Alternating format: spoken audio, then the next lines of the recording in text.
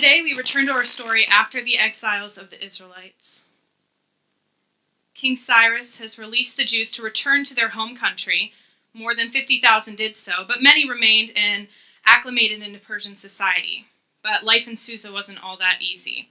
Also inhabiting the city were the descendants of the Amalekites. Now we've seen this people before in the story, briefly at the end of chapter 10.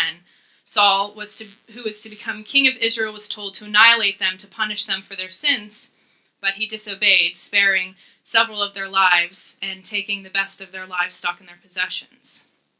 His greed and mistakes not only caused Saul to lose his crown, but will also prove to be a danger to the Jews later on. These Amalekites have had over 500 years to let their hatred for the Jews fester and to build. And one in particular, named Haman, had gained a station of power with King Xerxes and had a personal vendetta against Mordecai. Chapter 20 begins, like many of the other chapters that we've seen, describing in great glory the riches and the splendors of King Xerxes, in particular the description of a party being thrown by the king. This king, like once before, could have most anything that he wanted. And yet, this story has one main difference. It's not about the king. It's not about his sins, and it's not about a punishment for those sins. This story is about a young girl and the trials that she has had to endure because of circumstances beyond her control. Hadassah was raised by her uncle Mordecai in an exiled Jewish community in Susa. She was quite ordinary, aside from her great beauty. But she was hit with challenge after challenge for no apparent reason and rewarded in the same manner. She was taken away from her home and her family with no say. She spent an entire year in a spa having beauty treatments and being pampered. Not so bad. She was so well liked that she was awarded several ladies to take care of her while she was there. And when the king saw her for the first time, he fell so deeply in love with her beauty that he stopped his search for a queen right there and appointed her. She had asked for none of this, but the odds seemed to be in her favor. In 1 year, with no real choices of her own, she went from being poor to palace to queen. I doubt when she became queen, she thought about the dangers of her position. But the worst of her challenges were yet to reveal themselves. Esther was living a dream in the palace next to her king. He even made a holiday in her honor. But that life was soon interrupted. The king's life was put in danger by officers who were plotting against him. Queen Esther reported this to the king after being informed by Mordecai. And since he had found favor with the king, he was honored. But he refused to bow in honor to Haman, and this put him at risk.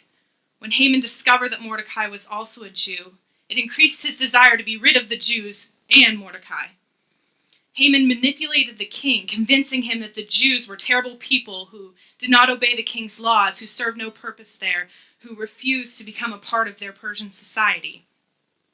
Haman's decree was backed by the king's seal, and he rolled the dice to decide the fate of their day, or the fate of the Jews.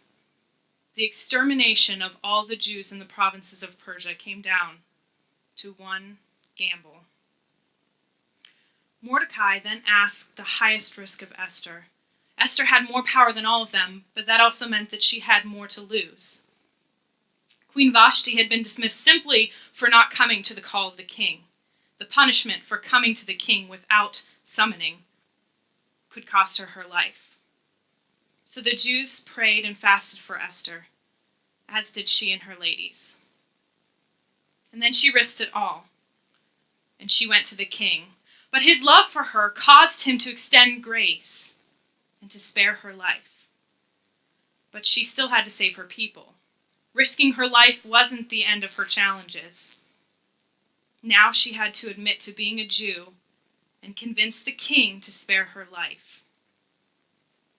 But the decree could not be reversed. So it seems that the Jews were doomed and that everything that she had done was for nothing. But they found the loophole. The decree, however, did not prohibit them from defending themselves. And on their annihilation day, blood was shed. But it was not Jewish blood. justice was finally served, and the Amalekite descendants were killed, including Haman, who had been impaled on a pole after his treachery was discovered.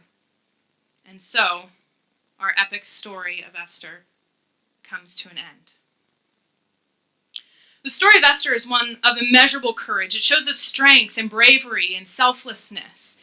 It gives us the infamous saying for such a time as this, and teaches us not to be afraid to do what's right, no matter what.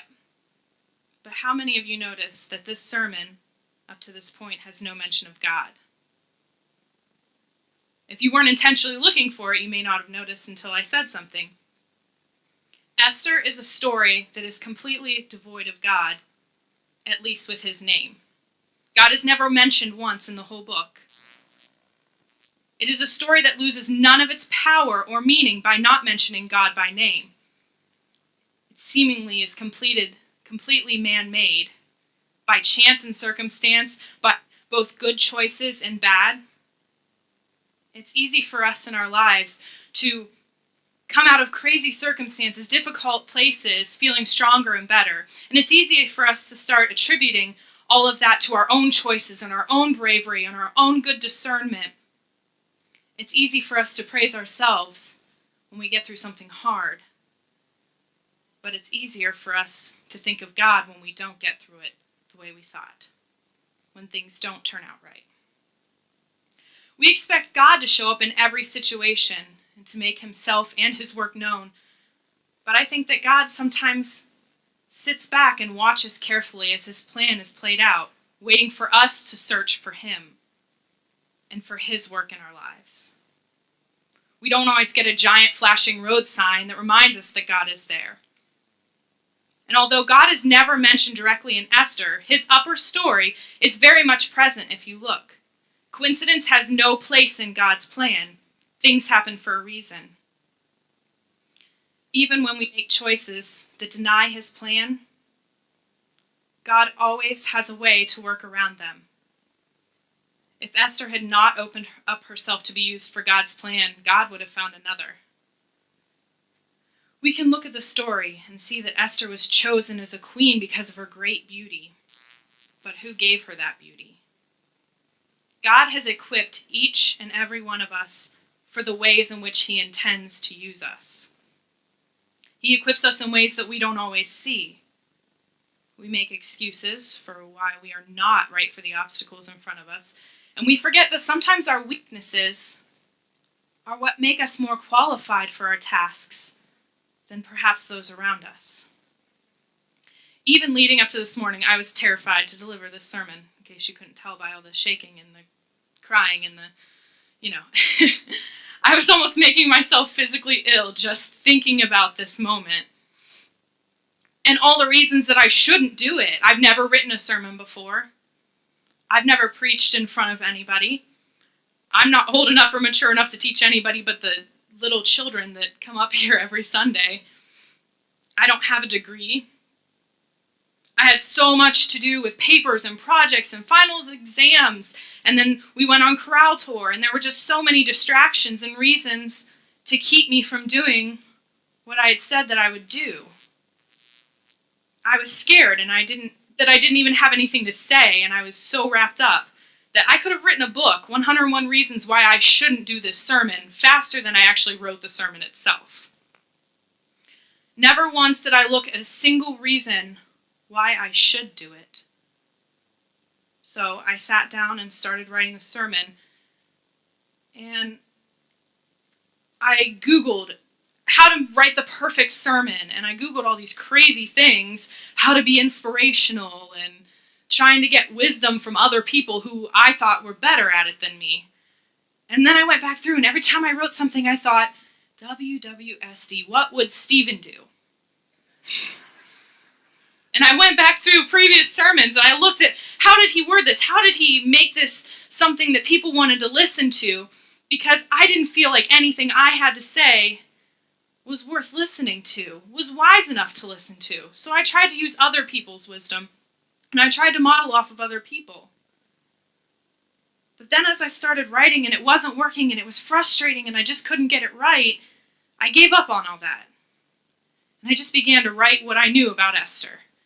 and I began to write what I knew about courage. And then I began to realize something very special. In putting words to paper, I realized God wasn't expecting me to use all of my lifelong knowledge and lessons I had already learned to teach everyone what to do or what not to do. He knew that my biggest fear was, what does a 24-year-old have to teach a sanctuary full of much more experienced, mature adults? I didn't say old. God had given me everything I needed to do his work. I had a Bible full of his wisdoms. I had an endless amount of resources on this glorious thing called the internet. I had taken all my Bible classes. I performed in front of people hundreds of times. I've given devotions and I've taught lessons to my peers. But even beyond all those reasons, I found an even brighter one. I realized that God does use us to teach, but he also teaches us by using us. I think that's probably one of the most amazing things that I learned through this. That serving and teaching and giving of yourself doesn't require you to be perfect. We don't have to have it all together. We don't even have to be ready for it. But you do have to say yes. Or God's going to take that opportunity that he extends for you to be a part of his plan and his glory, and he's going to give it to the next guy. One thing that you can be absolutely sure of is that God's upper story is going to continue as it was originally intended, regardless of what goes on in the lower story down here. Fearlessness is not courage. Fearlessness is simply having no fear. And if you have no fear, then chances are that you don't believe you're taking that much risk. Courage is action in spite of fear. If you were given the opportunity to make an investment in something you knew would definitely thrive, why would you not want to be a part of it? But the cost is that you have to say, as Esther did, I will go. And if I perish, I will perish. Amen.